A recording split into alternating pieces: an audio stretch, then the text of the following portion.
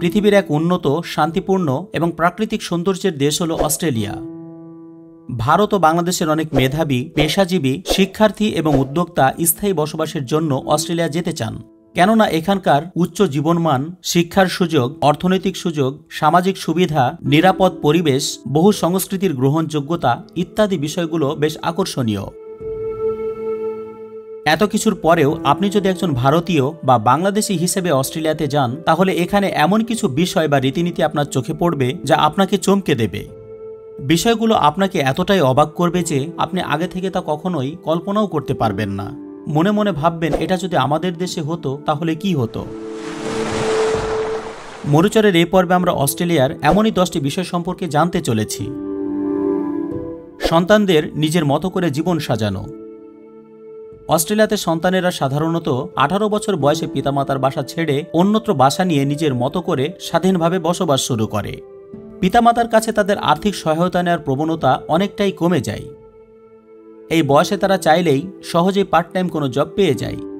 অথচ ভারত বা বাংলাদেশে যদি 18 বছর বয়সী কোনো ছেলে পিতামাতার বাসা ছেড়ে অন্যত্র নিজের মতো করে স্বাধীনভাবে বসবাস শুরু করে, তাহলে সমাজের মানুষ রীতিমতো অবাক হয়ে যাবে।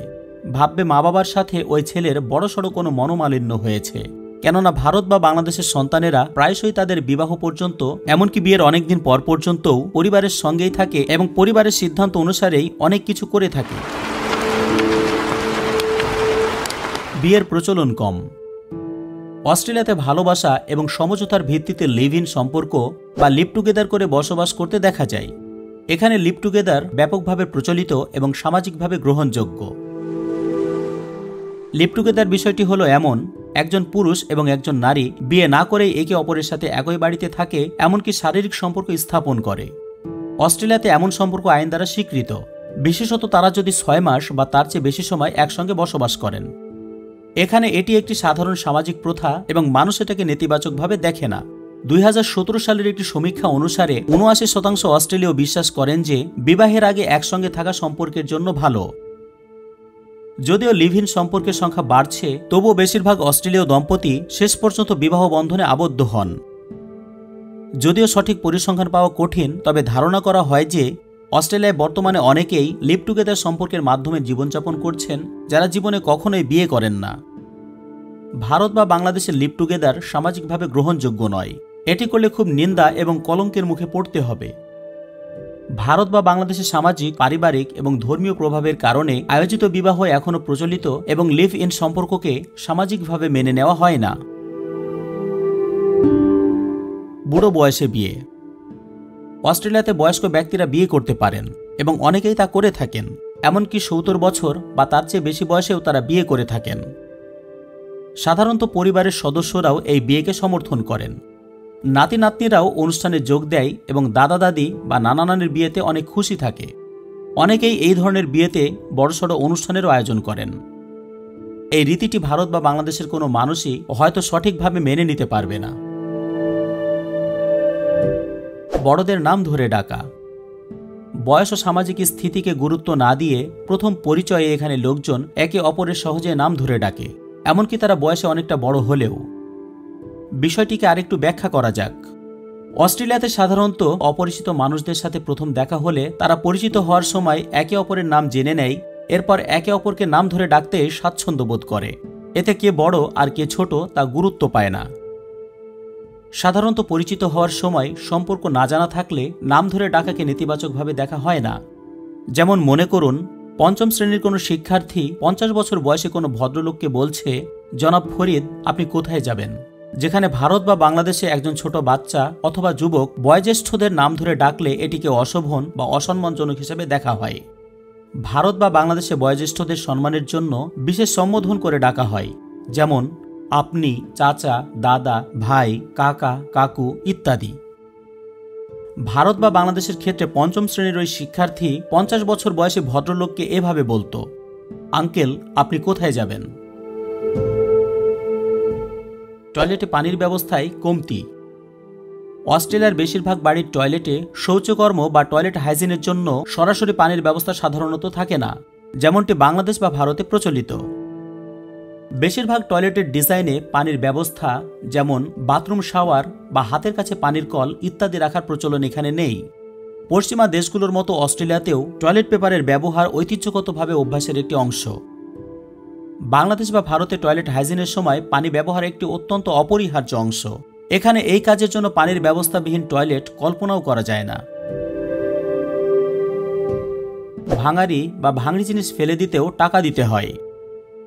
ভারত বা বাংলাদেশে পুরনো আসবাবপত্র, নষ্ট যন্ত্রপাতি বা অকেজো গাড়ি মোটামুটি ভালো দামে বিক্রি করা যায়।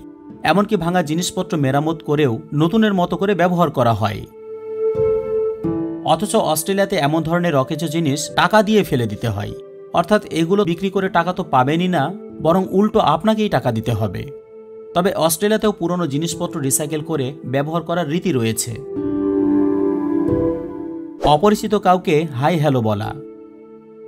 অস্ট্রেলিয়ার সংস্কৃতি খুবই মুক্ত এবং স্বাগতজনক। এখানে অপরিচিত কারোর সাথে দেখা হলে হাই হ্যালো করা খুবই সাধারণ একটি বিষয়। অস্ট্রেলিয়ার সমাজ ব্যবস্থা খুবই মুক্ত। এখানে একজন মানুষ আরেকজনের সাথে সহজেই মিশে যায়। অস্ট্রেলিয়ানরা সাধারণত খুবই স্বাগতমূলক এবং বন্ধুত্বপূর্ণ হয়। তারা নতুন মানুষের সাথে দেখা করতে আগ্রহী হয় এবং তাদের সাথে কথা বলতে ভালোবাসে। ভারত বা বাংলাদেশে এমনটা দেখা যায় না। ভারত বা বাংলাদেশে অপরিচিত যদি কেউ কুশল বিনিময় করতে আসে, তাহলে প্রথমে যেটা আশঙ্কা হয়, লোকটি হয়তো প্রতারক চক্রের কেউ। বয়স্করা নিজ বাড়িতে থাকেন না।